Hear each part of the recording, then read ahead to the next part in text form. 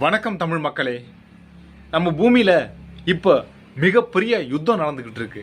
Iran, Iraq, Dubai, இப்போ இந்த பாகத்தில் உஷ்ண ஏரியா, சூடு பிரதேசங்களில் இவ்வளோ பெரிய யுத்தம் நடந்துக்கிட்டு இருக்கு. இந்த யுத்தத்தால் பூமிக்கு மிகப்பெரிய பாதிப்பு நடந்துக்கிட்டு இருக்குங்கிறது யாருக்குமே தெரியலன்னு நினைக்கிறேன். பூமியில் இல்லையா, உலகத்தில் எல்லாருமே உற்று நோக்கிட்டு இருக்காங்க. இதற்கு என்ன பரிகாரம் செய்யறது, இதை யுத்தத்தை நிறுத்தணும், இதுக்கு என்ன செய்யணும், ஒன்றுமே இதை பற்றி பெருசாக யாரும் சிந்திக்கிறதா எனக்கு தோணவே இல்லை. நம்ம இந்தியாவில் அடக்கம் சொல்கிறேன் இல்லையா.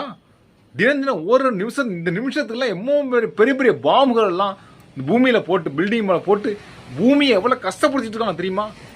இதனால பூமியில் எத்தனை கிலோமீட்டர் தூரத்துக்கு தெரியுமா அதோட பாதிப்பு நடக்கும் பூமியில்.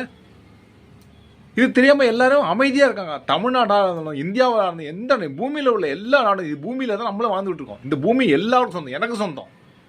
இந்த ஈராக்கில் யுத்தம் நடந்தாலும் இந்த பூமியில் தான் நீ யுத்தம் பண்ணிட்டு இருக்க. இந்த பூமியில் மிஸ்டேக் நடந்தால் அது எனக்கு மிஸ்டேக், என்ன நீ மிஸ்டேக் பண்ணுறதா அர்த்தம். என்ன பாதிக்கும், நம்ம இந்தியாவை பாதிக்கும், நம்ம பூமியை, நம்ம தமிழ்நாட்டை பாதிக்கும். இதை மக்கள் உணரணும். இது யுத்தத்தை நிறுத்தத்துக்கு நம்ம இந்தியாவில் இருந்தும் பிரதம மந்திரியோ மிகப்பெரிய ஆள்காரெல்லாம், அதன் தூதுவர்கள்லாம் அது என்ன செய்ய, எல்லாம் பரிகாரம் செய்யணும். இப்படி வேறு சும்மா விடக்கூடாது. இந்த பூமி மொத்த பூமிக்கு பாதிப்பு ஆகணும். எனக்கு பாதிப்பு, உலகத்தில் ஒரு மனுஷனுக்கு பாதிப்பு. இந்த பூமியை நீ கஷ்டப்படுத்திட்டு இருக்கீங்க. ஏற்கனவே பூமிக்கு ஆயுசு குறவுன்னு சொல்லிட்டு இருக்காங்க. இதில் வேற பாம்பு யுத்தம் பண்ணி மிகப்பெரிய பெரிய பாம்பெல்லாம் போட்டு பூமியை நாசமாக்கிட்டு இருக்காங்க. இது கேட்கறதுக்கு யாருமே இல்லைங்க.